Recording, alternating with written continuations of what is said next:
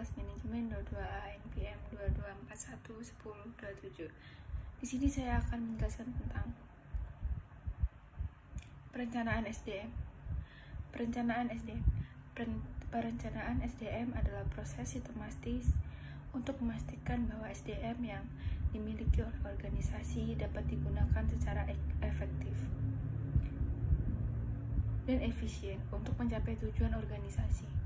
Perencanaan SDM dilakukan dengan mengidentifikasi kebutuhan SDM di masa depan, baik dari segi jumlah maupun kualitas, dan kemudian mengembangkan rencana untuk memenuhi kebutuhan tersebut. Tujuan perencanaan SDM. Yang pertama, memastikan bahwa SDM yang dimiliki oleh organisasi dapat digunakan secara efektif dan efisien untuk mencapai tujuan organisasi. Yang kedua, meningkatkan produktivitas dan kinerja karyawan. Yang ketiga, mengurangi biaya operasional. Yang keempat, meningkatkan kepuasan kerja karyawan. Yang kelima, meningkatkan daya saing organisasi. Proses perencanaan SDM dilakukan dalam beberapa langkah. Yang pertama, analisis situasi. Langkah pertama adalah menganalisis situasi untuk memahami kondisi SDM saat ini, baik dari segi jumlah maupun kualitas. Analisis situasi dapat dilakukan dengan mengumpulkan data dan informasi tentang SDM, seperti jumlah karyawan, kompetensi karyawan, dan kinerja karyawan. Yang kedua, peramalan kebutuhan SDM. Langkah kedua adalah melakukan peranalan kebutuhan SDM untuk masa depan. Peramalan kebutuhan SDM dapat dilakukan dengan menggunakan berbagai metode seperti metode kuantitatif dan metode kualitatif. Yang ketiga, pengembangan rencana SDM. Pengembangan rencana SDM. Langkah ketiga adalah mengembangkan rencana SDM memenuhi kebutuhan SDM di masa depan. Rencana SDM dapat mencakup kegiatan-kegiatan seperti rekrutmen dan seleksi, pelatihan dan pengembangan, dan kompetensi dan benefit. Yang keempat, implementasi rencana SDM. Implementasi rencana SDM. Langkah keempat adalah mengimplementasikan rencana SDM yang telah dikembangkan. Implementasi rencana SDM dapat dilakukan dengan berbagai cara,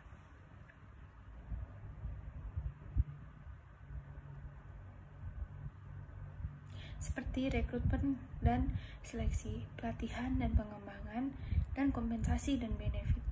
Yang kelima, evaluasi rencana SDM. Langkah terakhir adalah mengevaluasi rencana SDM yang telah diimplementasikan. Evaluasi rencana SON bertujuan untuk menilai apakah rencana SDM telah berhasil mencapai tujuannya. Selanjutnya, faktor yang mempengaruhi perencanaan SDM. Ada 5 faktor, yaitu yang pertama, strategi dan tujuan organisasi.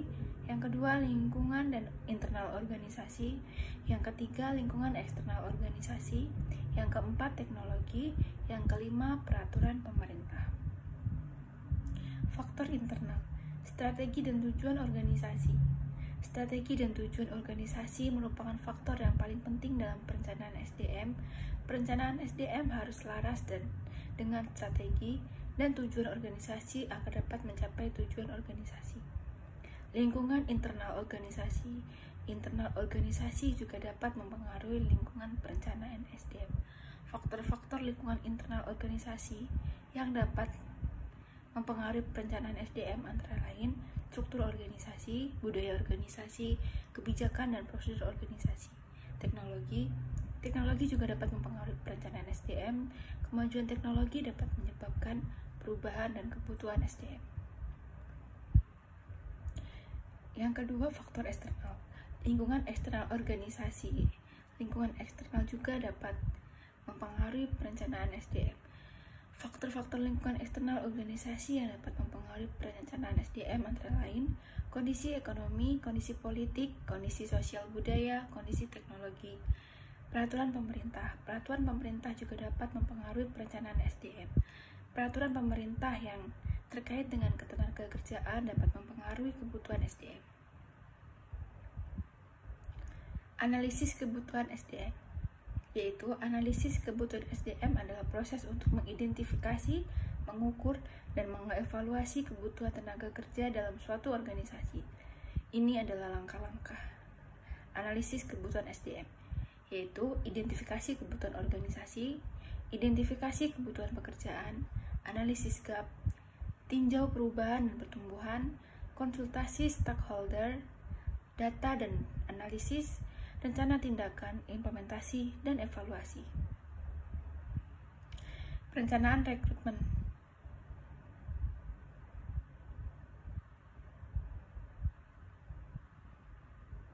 Perencanaan rekrutmen adalah proses penting dalam manajemen sumber daya manusia yang melibatkan perencanaan dan strategi untuk mengisi posisi kosong dalam organisasi. Ini adalah langkah-langkahnya: identifikasi kebutuhan, analisis pekerjaan, tentukan sumber rekrutmen, pengembangan strategi rekrutmen, pembuatan pengumuman, seleksi calon, wawancara, penilaian dan verifikasi, pengambilan keputusan, tawaran dan negosiasi, onboarding, evaluasi rekrutmen.